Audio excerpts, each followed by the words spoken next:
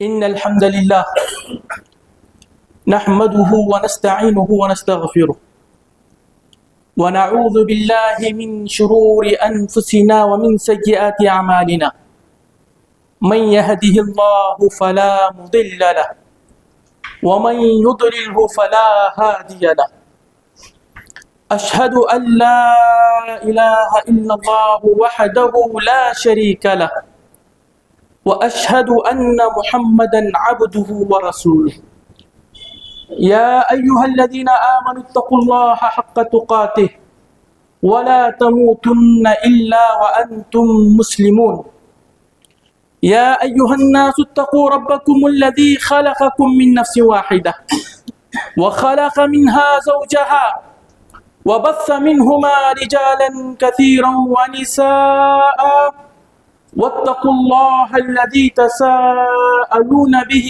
والأرحام إن الله كان عليكم رقيبا يا أيها الذين آمنوا اتقوا الله وقولوا قولا سديدا يصلح لكم أعمالكم ويغفر لكم ذنوبكم ومن يطع الله ورسوله فقد فاز فوزا عظيما أما بعد فإن خير الحديث كتاب الله وخير الهدي هدي محمد صلى الله عليه وسلم وشر الأمور محدثاتها وكل محدثة بدعة وكل بدعة ضلالة وكل ضلالة في النار. ہر طرح کی تعریف، بڑائی، کبریائی، حمد و ثنا، تعریف و توصیف صرف ایک اکیلے اللہ رب العالمین کے لیے. وہی اکیلا خالق، وہی اکیلا رازق، وہی اکیلا مدبر. اسی کے ہاتھ میں موت و حیات، بیماری و شفا. تو جب وہ اکیلا مالک، اکیلا رازق، اکیلا مدبر اور اسی کے ہاتھ میں بیماری و شفا، موت و حیات، تو ہماری دعاؤں کا، ہماری تمناؤں کا، ہماری التجاؤں کا، ہماری عبادتوں کا وہ واحد حقدار ہے. اس کے علاوہ جس کی عبادت کی جا رہی ہے وہ سب جھوٹ ہے، باطل ہے. لاکھوں کروڑوں درود و سلام انبیاء کی مقدس ہستیوں پر، جن کو اللہ رب العالمین نے ہم انسانوں ہی میں سے ان کے افضل ہونے، پاکیزہ ہونے کی وجہ سے چنا. ان تک آسمان سے وہ وحی بھیجا کہ جس پر چل کر ہم انسان اس دنیا اور آخرت میں کامیاب ہو سکتے ہیں. اور جن نبیوں نے اللہ کی دی گئی یہ امانت بہت ہی وضاحت کے ساتھ، بغیر کسی کمی پیشی کے، بغیر کسی تقصیر کے، پوری طریقے سے کامل لحاظ سے پہنچا دی. خصوصی درود و سلام ان نبیوں کے امام، ساری انسانیت کے سردار، میرے اور آپ کے نبی جناب محمد رسول اللہ صلی اللہ علیہ وسلم. حضرات، نبی کریم صلی اللہ علیہ وسلم مخلوق میں سب سے افضل ہے. اللہ کی جتنی بھی مخلوقات ہیں اس میں سب سے افضل نبی کریم صلی اللہ علیہ وسلم. ہر لحاظ سے، ہر معنی میں، سمجھانے، سکھانے، تربیت کرنے کے لحاظ سے بھی نبی کریم صلی اللہ علیہ وسلم سب سے افضل تھے. وہ نبی جو مخلوق میں سب سے افضل ہیں، انہوں نے اپنے ایک صحابی، انصاری صحابی حضرت ابی بن کعب، مشہور صحابی ہیں، قرآن کے معاملے میں بہت مشہور ہیں. ان کے بارے میں آتا ہے کہ جب نبی کریم صلی اللہ علیہ وسلم اس دنیا سے رخصت ہو رہے تھے تو 4 صحابہ ایسے تھے جن کے پاس پورا کا پورا قرآن تھا. قرآن سب کے پاس تھا لیکن پورا سب کے پاس نہیں تھا. سب کچھ ہر ایک کے پاس تھا لیکن کسی کے پاس تھوڑا تھوڑا. لیکن 4 صحابہ تھے جن کے پاس پورا کا پورا قرآن بالکل محفوظ تھا. اس میں سے ایک صحابی تھی جو ہر 8 دن میں قرآن ختم کیا کرتے تھے. یہ ابی بن کعب رضی اللہ تعالیٰ عنہ، جن کے تعلق سے نبی کریم صلی اللہ علیہ وسلم نے کہا تھا کہ جس کو قرآن سیکھنا ہے وہ ابی بن کعب سے سیکھے. قرآن میں ماہر، कुरान ही में इनका उठना बैठना, ये कातिब वही थे, नबी सल्लल्लाहु अलैहि वसल्लम से वही लिखवाते थे। कुरान इनकी पहचान थी, कुरान उनकी पहचान थी। उसकी दलील क्या है? अभी जो मैं आगे बोलने जा रहा हूँ, नबी वसल्लम की तरबियत के लिहाज से नबी करीम सल्लल्लाहु अलैहि वसल्लम ने इनसे पूछा, या अबुल मुंदिर अय्यु किताब अतदरी अय्यु किताबिन फी किताबिल्लाहि मअका अज़मु। अय अबुल मुंदिर, तुम्हें क्या लगता है कि इस पूरे कुरान में सबसे अजीम आयत, इस पूरे कुरान की सबसे अच्छी आयत कौन सी होगी? अल्लाह अकबर, बड़ा अहम सवाल है। कुरान पूरा का पूरा अजीम है, ये उम्मुल किताब है, ये पूरी किताबों का पूरा खैर, दुनिया की सारी किताबों का सारा इल्म इसमें है। ये नूर है, ये बुरहान है, ये शिफा है, ये हुदा है। ये कुरान तो ऐसा है कि इसको अगर पहाड़ भी सुन ले तो रेजा रेजा हो जाए, मुर्दे उठ गए, इतना अजीम कुरान। लेकिन नबी करीम सल्लल्लाहु अलैहि वसल्लम का सवाल यह था कि इस पूरे कुरान में जो अल्लाह का कलाम है उसमें सबसे अजीम आयत, बड़ी आयत कौन सी है? सहाबा रसूल अकरम सल्लल्लाहु अलैहि वसल्लम का हद दर्जे एहतराम करते थे, ताज़ीम करते थे, जैसे कि कुरान ने अल्लाह ने हमें हुक्म दिया है। सहाबी ने कहा, अल्लाह व रसूल आलम, अल्लाह रसूल ज़्यादा बेहतर जानते हैं, उन्हीं को ज़्यादा इल्म है कि कुरान में सबसे अजीम आयत, सबसे बड़ी आयत कि जिसमें दीन और दुनिया के सारी तरह की भलाइयों का जिसमें जिक्र हो। लेकिन नबी करीम सल्लल्लाहु अलैहि वसल्लम ने ठान लिया था कि उनका इम्तिहान लेना है। उनकी क्या समझ है? क्या वो कुरान में तदब्बुर तो करते थे? वो क्या उनका इल्म उतना उस हद तक पहुंचा है कि वो जान सकेंगे कि कुरान की सबसे अजीम आयत कौन सी है? नबी करीम सल्लल्लाहु अलैहि वसल्लम ने 3 मरतबा कहा। तो जब सहाबी ने समझ लिया कि मुझे जवाब देना ही देना है, ये मेरा इम्तिहान है, ये टेस्ट है, तो हजरत उबई इब्न काब ने कहा कि वो जो आयत अल्लाहु ला इलाहा इल्ला हु अल हय्युल क़य्यूम, वो जो वाली आयत है, वो आयत मुझको ऐसा लगता है कि पूरे कुरान में सबसे बड़ी आयत, जिसमें माने की गहराई, जिसमें हर तरह के उलूम फनून जमा कर दिए गए हैं, उस तरह की वो आयत है। इनका जवाब सही था, इनका जवाब सही था। तो कायनात के सबसे अफजल उस्ताद नबी करीम सल्लल्लाहु अलैहि वसल्लम ने अबुल मुंजिर के पीठ पर शाबाशी दी। शाबाशी दी, नबी वसल्लम ने कहा, लियहनिकल इल्म अबुल मुंजिर, अबुल मुंजिर तुम्हारा कितना अच्छा है, तुमने माशाअल्लाह कुरान में गौर फिक्र किया है, अल्लाह तुम्हें और इल्म से नवाजे और जो इल्म है उससे तुमको फायदा पहुंचाए। नबी सल्लल्लाहु अलैहि वसल्लम के पीठ पे शाबाशी दी। हजरत, यही आयतुल कुर्सी है जिसको हम आयतुल कुर्सी के नाम से जानते हैं। इस आयतुल कुर्सी को दिन में 8 मरतबा पढ़ने का हुक्म है। 8 मरतबा, 5 फर्ज नमाजों के बाद, सुबह के अश्कार में, शाम के अश्कार में और सोते वक्त। इस आयत में ऐसा क्या है? इसके फजाइल आपने सुने होंगे। इसके आयतुल कुर्सी के फजाइल में एक तो पहली फजीलत के सबसे कुरान की सबसे अजीम आयत है। इस आयत को पढ़ने से शैतान दूर होता है, शैतान के शर से महफूज रहते हैं। खुद भी, घर भी, जिस जगह पढ़ी जाती है वहां पर भी, एक नमाज के बाद जब आदमी पढ़ लेता है, दूसरी नमाज तक वो जहां भी रहे, शैतान के भी शर से और दूसरी आफतों से वो महफूज होता है। और आयतुल कुर्सी की फजीलत ये भी है कि पाबंदी से हर नमाज के बाद जो इंसान इसको पढ़ता है, जन्नत को पहुंचने के दरमियान सिर्फ मौत है। वो जैसे ही मरा वो जन्नत में चला गया, अगर वो आयतुल कुर्सी की हर नमाज के बाद पाबंदी करता है। आखिर क्या है आयतुल कुर्सी में? या उबई इब्न काब रज़ी अल्लाह तआला अन्हु ने क्यों कहा कि कुरान की सबसे अजीम आयत है? हालांकि कुरान में तो बहुत सारी चीजें हैं, बहुत सारे उलूम है, तिजारत का भी जिक्र है, माशरत का भी जिक्र है, और फिर दूसरे अंबिया के सब किस्से हैं, आखिरत का भी जिक्र है। लेकिन उन सब चीजों में इस आयतुल कुर्सी में वो क्या है कि जिसकी वजह से ये पूरे कुरान की सबसे अजीम आयत बन गई? हजरत, इस आयत में हमारे खालिक की पहचान, जिस अल्लाह ने हमें पैदा किया, पैदा करके माही के पेट से हमारे रिज़्क़ का इंतजाम किया, हमको बेहतरीन साख्त दी, अकल दिया, बोलने के लिए जुबान, सुनने के लिए कान, और क्या क्या चीजें गिनाई। ہمارے لیے یہ ٹھنڈی گرمی کا بھی انتظام کیا, سورج چاند کا بھی انتظام کیا, ندی نالوں کا, پہاڑوں کا اور دریاؤں کا, فضاؤں کا, ماں باپ کا, بہن بھائیوں کا, اڑوس پڑوس کا, ساتھیوں کا, دوستوں کا, سب کچھ جس نے انتظام کیا, سب ہمارے لیے سب کچھ مہیا کیا. وہ اللہ کون ہے, اس کی عظمت کیا ہے, اس کی بلندی کیا ہے, اس کی شان کیا ہے.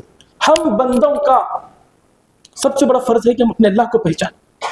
اس لیے ہر نبی جب سب سے پہلے آتے تھے لوگوں کے دلوں میں اللہ کی بڑائی ڈالتے تھے, اللہ کی عظمت ڈالتے تھے. آپ مکی سورتوں کو پڑھیے, وہ سورتیں جو مکہ میں نازل ہوئی اس میں بار بار اللہ کی بڑائی, اللہ کی بڑائی. یہ آسمان بغیر پلر کے کس نے کھڑا کیا, ان آسمان میں یہ برج کس نے رکھے, یہ سورج کو یہ روشنی کس نے عطا کی, یہ بارش کس نے برسائی, یہ ندی نالے کس نے بہائے, یہ راستے کس نے بنائے. اللہ اپنی عظمت ڈالتا ہے, اپنا تعارف کراتا ہے, اپنی پہچان کراتا ہے. مجھے پہچانو کیا ہے. ہم انسان جب تک اللہ کو نہیں پہچانیں گے نہ ہماری عبادتیں صحیح ہوں گی. ہم رکوع میں پڑھتے رہیں گے سبحان ربی العظیم, لیکن کیا عظمت والا رب. تھوڑا ہم سوچیں, ہم جانیں ہمارے رب کو, اس کی شان کیا ہے, اس کی بڑائی کیا ہے. ہم کہیں بھی کہیں سبحان اللہ. صحیح مسلم کی روایت ہے کہ کبھی کبھی صرف سبحان اللہ کا اجر, صرف سبحان اللہ کا اجر میزان ترازو جو کل قیامت کے دن ترازو رکھا جائے گا, صرف سبحان اللہ کہنے کا اجر وہ میزان بھر کے دیا جاتا ہے. کبھی کبھی صرف سبحان اللہ کہنے کا اجر زمین و آسمان کی پوری فضا بھر کر کے دیا جاتا ہے. لیکن وہ سبحان اللہ ہوتا ہے جو ہم اللہ کو سوچ کر, اس کی بڑائی کو, اس کی مدد کو سامنے دیکھ کر, اس نے کیسے ہمیں مصیبت سے بچا لیا اور کیسے اس آئین اس کی اللہ نے ہماری حفاظت کی, وہ سوچ کر ایک شعور, ایک اللہ کی محبت دل میں سجا کر جب دل کی گہرائیوں سے سبحان اللہ نکلتا ہے تو پھر اس کا اجر اتنا عظیم ہوتا ہے. یہ آیت بھی ایسی ہی, اس میں اللہ رب العالمین اپنا تعارف کرا رہا ہے. اللہ نے کہا اللہ, آیت کی ابتدا کیسی ہے, اللہ. اللہ, ہمیں معلوم ہے کہ اللہ ہمارے رب کا ذاتی نام ہے, اس کا پکا نام ہے. اسی کے بعد وہ رحمان بھی, رحیم بھی, رؤوف بھی, رؤوف بھی, ستیر بھی, سب کچھ ہے, اس کا ذاتی نام ہے. لیکن اس کا معنی ایک ہے کہ نہیں ہے, اس کا کوئی معنی ہے کیا نہیں ہے. جی ہاں, اس کا معنی ہے. اللہ کا مطلب ہوتا ہے عبادت کے لائق ذات, اور اس سے بڑھ کر سچی عبادت کے لائق ذات. اللہ کے اور معنی میں گہرائی میں جائیں تو اس کا معنی ہے کہ وہ اکیلی ذات جس کی محبت دل میں خوب اچھے طریقے سے سجا کر اپنے جذبات اس کے سامنے پیش کیے جائیں, جس کے سامنے تواضع عاجزی اختیار کی جائے. جیسے ہم رکوع میں جاتے ہیں, سجدے میں جاتے ہیں, گڑ گڑاتے ہیں, اس کے سامنے آنسو بہاتے ہیں. وہ واحد ذات جس کے سامنے ہاتھ اٹھائے جائے, وہ واحد ذات جس پر صرف اور صرف اسی پر توکل کیا جائے, جس سے امید باندھی جائے, جس سے ڈرا جائے. یہ معنی ہوتی ہے اللہ کی عبادت کے لائق ذات اللہ. اللہ نے کہا کہ اللہ وہی عبادت کا اکیلا حقدار. پھر آگے اللہ نے کہا لا الہ الا ہو, اس کائنات میں نہیں ہے کوئی عبادت کے لائق, نہ کوئی اللہ کے پاس بیٹھا ہوا اونچا بڑا فرشتہ, نہ اللہ کا کوئی بہت بڑا نبی, نہ کوئی ولی, اور نہ کوئی دوسری چیز. سب کی نفی کرنا ہے. یہی اسلام ہے, یہی اسلام ہے. لا الہ, نہیں ہے کوئی عبادت کے لائق, پہلے انکار کرنا ہے. جیسے ہم کوئی چیز, کوئی بہت قیمتی چیز کہیں پہ رکھنا چاہتے ہیں, پہلے جو چیز جہاں پہ رکھتے ہیں اس کو اچھی طرح سے صاف کر لیتے ہیں, پھر رکھتے ہیں. عقیدہ بنانا ہے, پہلے انکار کرو. لا الہ, نہیں ہے کوئی دوسرا, کوئی بھی اس کائنات میں عبادت کے لائق نہیں ہے, الا ہو, صرف اللہ کے سوا, سوائے اللہ کے, وہی اکیلا اللہ کی واحد ذات. تو یہ آیت الکرسی کی ابتدا ہے. یہاں سے آیت الکرسی کی ابتدا ہو رہی ہے کہ جس میں اللہ نے کہا کہ میں ہی عبادت کے لائق ذات, چاہے زبان کی عبادت نعرے لگا کر, دعا کر کے, چاہے دل کی عبادت کہ جس سے ڈرا جائے, جس سے امید باندھی جائے, جس سے امید باندھی جائے, یا مال کی عبادت جس کے نام پہ نظر و نیاز کی جائے, جس کے نام پہ ذبیحہ کیا جائے, یا سب سے اور پھر بدن کی عبادت کہ طواف کرنا ہو یا رکوع کرنا ہو یا جھکنا ہو, صرف اس کا حق. یہ آیت الکرسی کا سب سے بڑا موضوع ہے کہ اللہ کے علاوہ کوئی دوسرا عبادت کے لائق نہیں, کوئی بھی نہیں. کیوں نہیں, یہ اب سوال ہے. اللہ عبادت کے لائق کیوں, ہر طرح کی عبادت صرف اسی کے لیے جائز کیوں, اور دوسروں کو کیوں جائز نہیں؟ یہ سوال ہونا چاہیے کہ نہیں ہونا چاہیے؟ ہونا چاہیے یہ سوال ہمیں سمجھنا ہے، دل کی گہرائی سے سمجھنا ہے. کیوں اللہ عبادت کے لائق اور اس کے علاوہ کوئی نبی بھی ہو، کوئی ولی بھی ہو، کوئی بہت بڑے کچھ بھی ہو، صالح ہو، ان کی عبادت جائز نہیں؟ کیوں جائز نہیں؟ اس کا جواب پوری آیت الکرسی. پہلا جواب، اللہ عبادت کے لائق کیوں؟ کہا کہ الحی، الحی جو خود سے زندہ ہے، ہمیشہ سے ہے، ہمیشہ رہے گا. الحی کا ترجمہ ہے جو اس کی زندگی، ذاتی زندگی کسی نے عطا نہیں کی ہے. ہماری زندگی ذاتی نہیں ہے. اللہ رب العالمین نے جب پیدا کیا ہم پیدا ہو گئے، اور پھر جب اللہ ہم کو وفات دے گا ہمیں رہنے کا اختیار، ہمارے پاس طاقت نہیں ہے.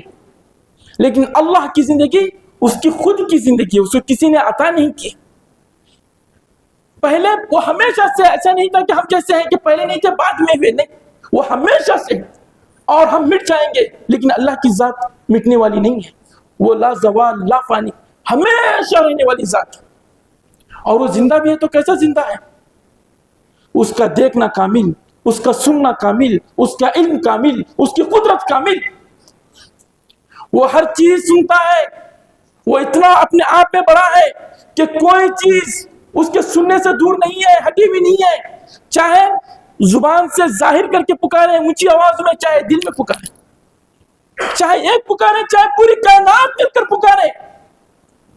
اللہ کی شان ایسی کہ اگر پورے انسان، پورے جن، سارے فرشتے، سارے چرندے درندے پرندے اور ساری مخلوق، یہ کنکر اور یہ درخت اور یہ ذرات سب کر کر اپنی اپنی زبان میں اس کو پکارے، اللہ اتنا عظیم ہے، اللہ اتنا بڑا ہے کہ وہ ہر ایک کی ایسے سنتا ہے جیسے ایک کی سنتا ہے، دور کی نزدیک کی، چاہے جس زبان میں پکارے. اللہ ہے ایسا. اللہ کا علم کوئی پوری کائنات، صرف یہ دنیا نہیں، دنیا کے علاوہ جتنے سیارے لے لیں اور جتنے نظام شمسی لے لیں اور پتہ نہیں کیا کیا اس کائنات بنی ہے، سائنس کتنا ترقی کر رہی ہے، وہ اللہ اتنا بڑا ہے کہ اس کائنات کا کوئی بھی ذرہ اس سے مخفی نہیں ہے. اللہ نے قرآن میں کہا لا يعزب عن ربك مثقال ذرة في السماوات ولا في الارض، نہ زمین میں، نہ آسمان میں، نہ زمین میں اللہ سے کوئی بھی چیز ایک ذرہ بھی مخفی نہیں ہے، چھپا ہوا نہیں ہے. وہ اتنا بڑا جاننے والا. اس کی قدرت کیسے ہے؟ وہ جو چاہے ہوگا، کن فیکون، کوئی چیز اس کو عاجز نہیں کر سکتی. اس کی قدرت کی انتہا ہے. اس نے کتنے بڑی بڑی مخلوقات پیدا کی، کتنی عظیم عظیم وادیاں اور کتنے عظیم عظیم پہاڑ اور کتنے بڑے آبشار، اس کی سب اس کی عظمت کی نشان ہے. اس کو کوئی چیز عاجز نہیں کر سکتی. تو الحی ہے. لیکن یہ سوال ہے، کیا اللہ کے علاوہ اس کائنات میں پھر ایسا کوئی ہے کہ جس کی زندگی ذاتی ہو اور جو ہمیشہ رہنے والا ہے؟ ہرگز کوئی نہیں، ہرگز کوئی نہیں ہے. سب کو معلوم ہے کہ سب بعد میں آئے ہیں اور ایک وقت میں ختم ہو گئے. کتنی بڑی بادشاہیں تھیں، کتنے بڑے بڑے بادشاہ تھے، کتنے بڑے بڑے فلاسفر تھے، کتنے بڑے بڑے دانشور تھے، کوئی باقی رہا؟ کوئی باقی رہنے والا نہیں ہے. اللہ کی ذات باقی رہنے والی. یہ پہلا جواب ہے کہ اللہ عبادت کے لائق کیوں. دوسرا جواب کہ ہمارے ہاتھ صرف اور صرف اللہ کے سامنے اٹھنے چاہیے اور کسی کے سامنے نہیں اٹھنا ہے. ہم صرف اللہ کے گھر کا طواف کریں گے اور کسی کے گھر کا طواف جائز نہیں. کیوں جائز نہیں؟ اس کا دوسرا جواب القیوم. القیوم، قیوم کا مطلب ہے کہ جس نے وہ خود سے قائم ہو کر دوسروں کی ساری ضرورتوں کا جس نے انتظام کیا ہے. وہ خود سے قائم ہے، اپنے کرنے میں کسی کا ذرہ برابر محتاج نہیں، اپنے کام میں کسی کا ذرہ برابر محتاج نہیں، لیکن وہ اکیلا دوسروں کی ساری کی ضرورتوں کو پوری کرتا ہے اور دوسرے سارے اس کے کرم کے محتاج. ہم سارے اللہ کے کرم کے محتاج. اللہ چاہے گا تو ہم کو منصب ہوگا، ورنہ اللہ نہ چاہے تو جب وہ فرعون کو غرق کرنا چاہا تو کیا فرعون کی طاقت، اس کا غرور، اس کا لشکر اس کو کام آ سکا؟ نہیں کام آ سکا، ہرگز نہیں کام آئے گا. وہی انتظام کرنے والا ہے. دنیا میں جتنا اللہ نے ہم سب کا انتظام کیا ہے، ہمارے لیے دنیا سے چاہیے ہر طرح کا انتظام کیا، ہر مخلوق کے اعتبار سے اس کو کیا کیا ضرورت ہے اللہ نے عطا کیا. یہ صرف اللہ کی طرف سے اور کسی کی طرف سے نہیں. تو جب اللہ ہی نے ہم کو دیا ہے اور ہم کو دینے میں وہ اللہ اکیلا ہے، تو پھر ہم کیوں اس کو چھوڑ کر دوسروں کی طرف جائیں؟ یہی مطلب ہے القیوم، وہ اکیلا ساروں کا انتظام کر رہا ہے، لیکن وہ ہمارا ذرہ برابر محتاج ہے، وہ مخلوق کا ذرہ برابر محتاج نہیں۔ مخلوق چاہے کتنی عبادت بھی کرے نہ، اس کی بادشاہت میں کچھ کم زیادتی ہونے والی ہے، مخلوق پوری کی پوری پورے ہو جائے تب بھی اللہ کی بڑائی میں کچھ کمی ہونے والی نہیں، وہ ہمارا محتاج نہیں ہے، وہ غنی ہے، پوری طریقے سے بے نیاز ہے، اور اس طرح کا بے نیاز ہونے میں وہ اللہ اکیلا ہے، تو وہی عبادت کے لائق، اور کوئی دوسرا یہاں پہ عبادت کے لائق نہیں ہو سکتا۔ پھر اللہ نے آگے کیا کہا؟ اللہ نے کہا الحی القیوم لا تأخذہ سنۃ ولا نوم، لا تأخذہ سنۃ ولا نوم، نیند تو دور کی بات، نیند اس کو ستائے، اس کو غالب کرے، اس کو مجبور کرے تو دور کی بات، اس کو اونگ تک نہیں آتی۔ اللہ اکبر، اس کی زندگی ایسی کامل ہے۔ ہم تو نیند کہتے مجبور ہیں، زیادہ سے زیادہ 2 دن تک جاگ سکتے ہیں، اس کے بعد ہم جان نہیں سکتے، پاگل ہو جائیں گے، سب لوگوں کو ہم کو سنبھالنا پڑے گا، لیکن اللہ ایسا کامل ہے، اس کی زندگی ایسے کامل ہے کہ نیند تو دور کی بات، اونگ تک اس کو نہیں آتی، یہ سب چیزیں اس کو ستاتی نہیں، اس کو نہ بھوک ہے، نہ پیاس ہے، نہ بیوی بچوں کو اس کی ضرورت ہے، نہ کسی وزیر کی اس کو ضرورت ہے، نہیں، وہ اپنی پوری ذات میں پوری طریقے سے کامل ہے، وہ بڑا ہے، بڑی طاقت والا ہے، اکیلا پوری کائنات کو سنبھالتا ہے، وہ ہم سے ایک لمحے کے لیے بھی غافل نہیں، ایک لمحے کے لیے بھی غافل نہیں۔ یہ چیزیں اس کو پریشان نہیں کرتی ہیں، ہم کو پریشان کرتے ہیں کہ ہم عاجز ہیں، ہم مجبور ہیں، ہمیں یہ چیزیں، ہم جب نیند ہم کو ستاتی ہے، ہم کو مجبور کرتی ہے، ہم سب کچھ چھوڑ کر نیند کر لینا ضروری سمجھتے ہیں، ورنہ نہیں تو ہم اپنے آپ کو برداشت نہیں کر سکتے۔ لیکن اللہ، چونکہ اللہ کی ذات میں ذرے برابر کمی نقص نہیں ہے، تو اس طرح کی چیزیں اللہ کو ستاتی نہیں ہیں، اللہ کو بے چین نہیں کرتی ہیں۔ پھر اللہ نے کہا، یہ تیسری چیز ہوئی، اس کو دوسری چیزیں میں جوڑ لیجئے کہ اللہ ہماری نگہبانی کر رہا ہے، ہم سے ایک لمحے کے لیے بھی غافل نہیں ہے، ورنہ وہ ہماری مدد چھوڑ دے، وہ ہماری مدد چھوڑ دے تو ہم کو کوئی مدد کرنے والا نہیں، ہم کو کوئی آسرا دینے والا نہیں، ہم کو ہماری کوئی حفاظت کرنے والا نہیں۔ اللہ نے وعدہ کیا ہے، خوش ہو جائیے، ہندوستان ہے، بہت سارے حالات آتے رہتے ہیں، لیکن اللہ نے قرآن میں وعدہ لیا ہے، ان اللہ یدافع عن الذین آمنوا، کہ اللہ اپنے سچے مومنوں کو، دشمنوں کو خود ہٹا دیتا ہے، یہ ہٹاتا رہا ہے، اس لیے اسلام آج بھی زندہ ہے، ورنہ اسلام کے خلاف کتنی سازشیں اور کتنی تحریکات اور کتنے فلسفے اور پتہ نہیں کیا کیا کوششیں کی گئی ہیں، لیکن اللہ محافظ ہے، وہ ہم سے غافل نہیں ہے۔ تیسرا سبب کہ جس کی وجہ سے کہ اللہ ہی عبادت کے لائق ہے، اس کی عبادت میں کسی اور کو ہرگز شریک نہیں کیا جا سکتا، ہرگز نہیں شریک کیا جا سکتا۔ کیا دلیل ہے؟ وہ لہو ما فی السماوات و ما فی الارض۔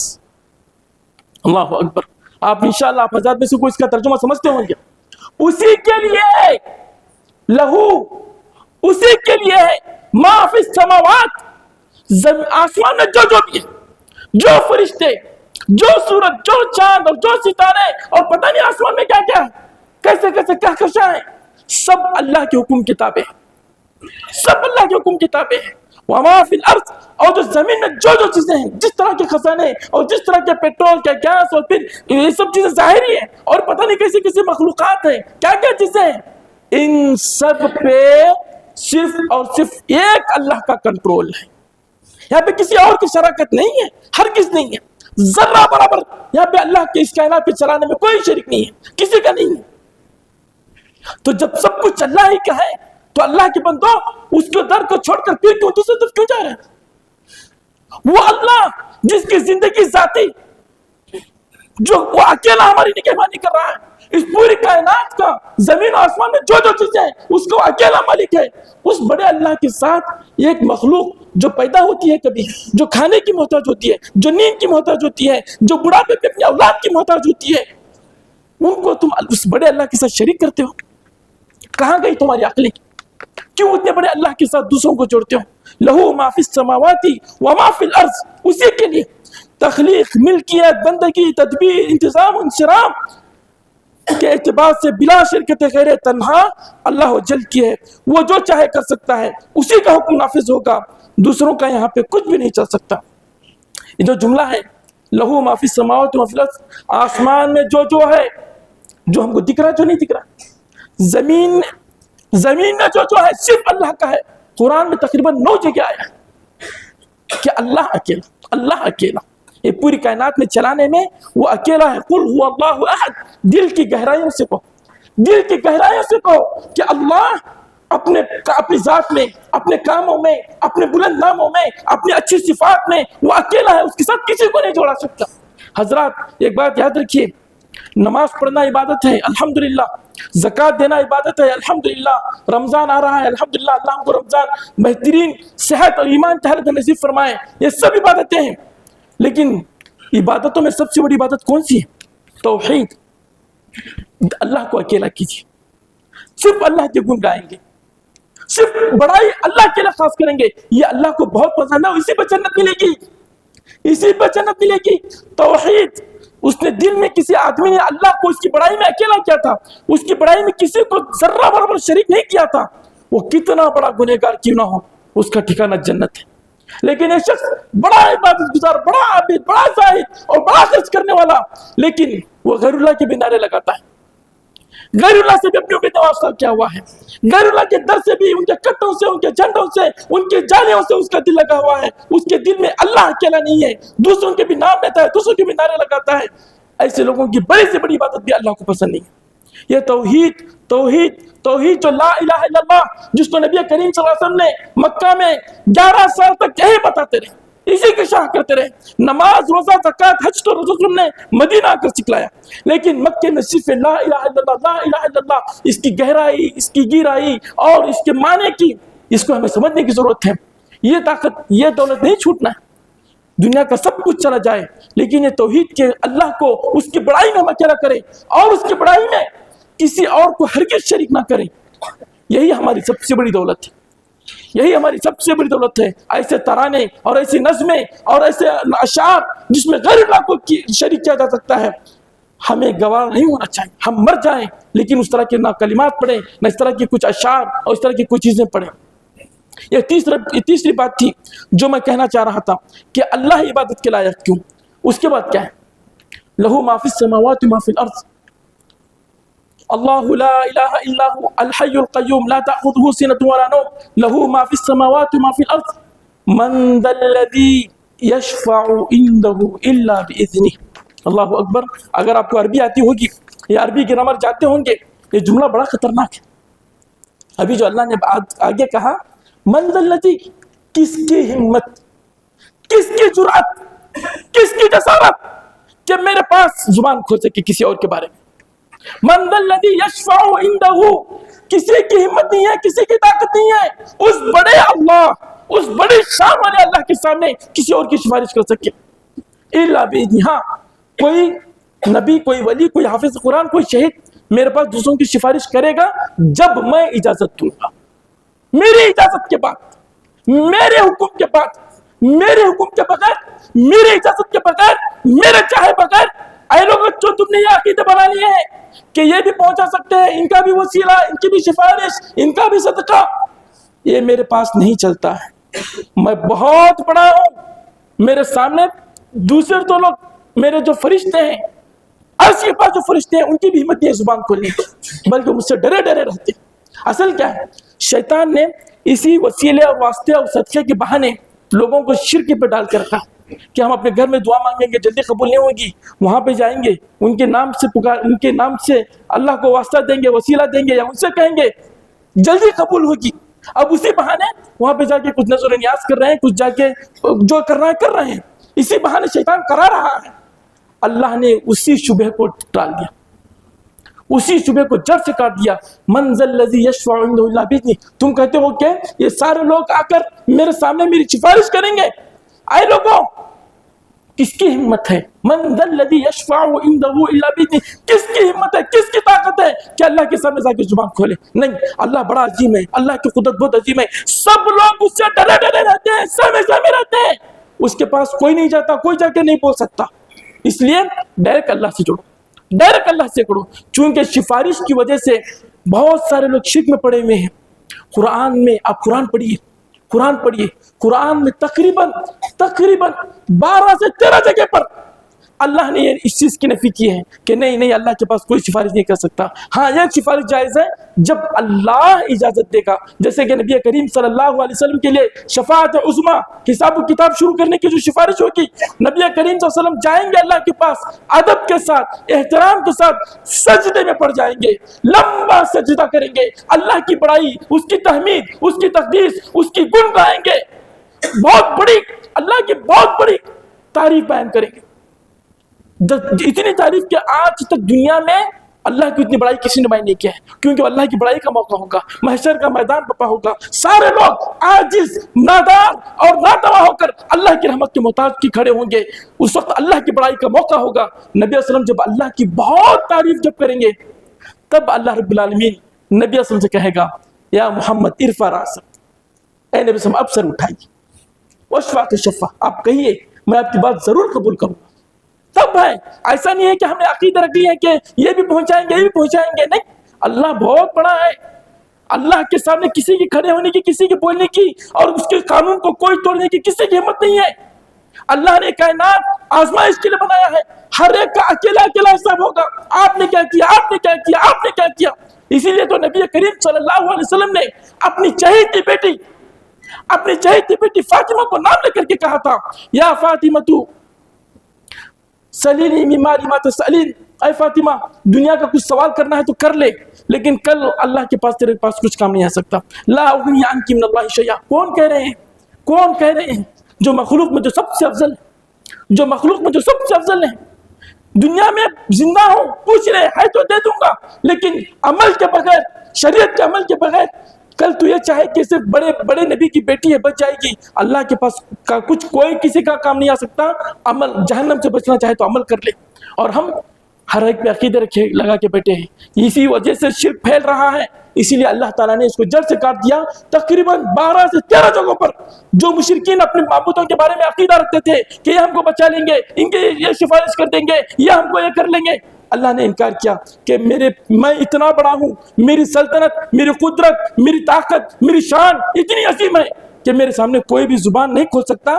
تو کیا کرنا ہے ہم کو, ہم سب سے ناطے توڑ کر صرف اللہ سے جڑنا ہے, سب سے ناطے توڑ کر اللہ سے جڑنا ہے. کہ قل للہ شفاعت جمیعا, اللہ نے کہا کہ سفارش پوری کی پوری میری ہے, میں جس کو بولوں گا وہ سفارش کرے گا, اور جس کے بارے میں بولوں گا اس کی ہوگی, کسی کو وہاں پہ کچھ بھی ذرہ برابر اختیار نہیں ہے. تو یہ آیت بھی ہم کو بتا رہی ہے کہ عبادت کا حقدار صرف اللہ ہی کیوں ہے, کیونکہ لوگ سفارش کے بہانے دوسروں کے پاس جا رہے ہیں. اللہ نے کہا دیا کہ اللہ کے پاس کوئی سفارش نہیں کر سکتا. اللہ نے آگے کہا پھر کہا یعلم ما بین ایدیہم وما خلفہم, اللہ ہی عبادت کے لائق کیوں, اور دوسروں کی عبادت کیوں جائز نہیں. دوسروں کا نظر و نیاز, دوسروں کے نام پہ ذبح ہے, دوسروں کے نام پہ عید ہے, کیوں جائز نہیں؟ کیونکہ یعلم ما بین ایدیہم وما خلفہم, اللہ جانتا ہے انسانوں کی ماضی, حال, مستقبل سب جانتا ہے, چھوٹی بڑی چیزیں وہ اکیلا جانتا ہے. چاہے بندے کیا کرنے والا ہو, چاہے اللہ کو کیا کرنا ہو, وہ اللہ سب جانتا ہے. رات کی تاریکی میں کالے پتھر پر کالی چونٹی کے چلنے کی باریک آواز کو بھی سنتا ہے. فضا میں کیا کیا چیزیں اڑ رہے ہیں اس کا علم ہے. سمندر میں کون سی مچھلی کس رنگ کی, کیا چیز کس طرح کی اس کی تخلیق ہے, اسی نے کیا ہے اور وہی جانتا ہے. جب وہ جانتا ہے تو وہی عبادت کے لائق ہے. یعلم ما بین ایدیہم وما خلفہم, وہ اللہ جانتا ہے انسانوں کے آگے کیا تھا, پیچھے کیا ہے, بعد میں کیا آنے والا ہے, کیا کیا کیا کیا چیزیں صرف وہ اکیلا مالک ہے. یا بعض علماء کرام نے اس کو شفاعت سے جوڑا ہے کہ دیکھو سفارش کے بارے میں اللہ ہی جانتا ہے کہ کس کو کون سفارش کرنے کا حقدار ہے اور کس کے بارے میں سفارش کی جائے گی. 2 چیزیں ہیں, یاد رکھیے, یہ بڑا موضوع ہے سفارش کا, میں یہاں پہ تفصیل نہیں بیان کر سکتا, لیکن اللہ جانتا ہے. دیکھیے بہت سارے لوگ ہمیں معلوم نہیں ہوتا کہ کون ولی ہے کون ولی نہیں, یہ سب دل کے معاملات ہیں, یہ سب دل کے معاملات ہیں. اللہ غیب کا علم صرف اللہ تعالیٰ جانتا ہے. اللہ ہی کو ہم سمجھ رہے ہیں کہ کوئی بہت بڑے ولی ہے, لیکن اللہ کے علم ہے کہ یہ اس کے حقدار ہی نہیں ہے کہ ان کو سفارش کا رتبہ دیا جائے. وہ جانتا ہے, تو تم نے کیسے کر لیا کہ یہ سفارش کریں گے وہ سفارش کریں گے. کون کیا ہے یہ صرف اللہ تعالیٰ جانتا ہے. دل کی رسائی تک صرف اور صرف دل تک صرف اور صرف اللہ کی رسائی ہے. تو پھر ہمیں ان سے امید نہیں باندھنا چاہیے. ہم ڈائریکٹ اللہ سے جڑے, ہم ڈائریکٹ اللہ سے اپنا جو معاملہ ہے رکھیں. پھر اللہ نے کہا وَلَا يُحِيطُونَ بِشَيْءٍ مِّنْ عِلْمِهِ, اللہ تو ہر چیز جانتا ہے, چھوٹی بڑی, ظاہر باطن, ماضی کی, مستقبل کی, اور بعد میں آنے والی چیزیں, دنیا کی, آخرت کی, سب چیزیں جانتا ہے. اور اس کے علاوہ جتنے لوگ ہیں وہ کیا ہیں؟ کچھ نہیں جانتے. وَلَا يُحِيطُونَ بِشَيْءٍ مِّنْ عِلْمِهِ, اللہ کے علاوہ جتنے لوگ ہیں کسی کو کچھ نہیں معلوم ہے. اللہ نے کہا وَلَا يُحِيطُونَ بِشَيْءٍ مِّنْ عِلْمِهِ, اللہ کا جو علم ہے اس کے بارے میں لوگوں کی کچھ پکڑ نہیں ہے. إِلَّا بِمَا شَاءَ, لوگوں کو اتنا ہی علم ہے جتنا اللہ کو بتلاتا ہے. نبیوں کو بھی اتنا ہی حاصل ہوتا ہے جتنا اللہ تعالیٰ جبرائیل علیہ السلام کے ذریعے ان کو شریعت کی چیزیں بتا دیتا ہے, ورنہ اس سے ہٹ کر کسی کے پاس کچھ علم نہیں ہے.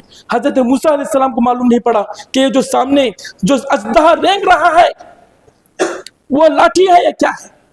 حضرت یعقوب علیہ السلام کو معلوم نہیں پڑ سکا کہ یوسف علیہ السلام یہیں قریب میں کسی کنویں میں ہے یا بعد میں یہ کوئی بڑے بادشاہ کی زندگی گزار رہے, معلوم نہیں پڑا. جی کس کو کیا کچھ معلوم ہے؟ نہیں, وہ غیب کا علم صرف اللہ کے پاس ہے.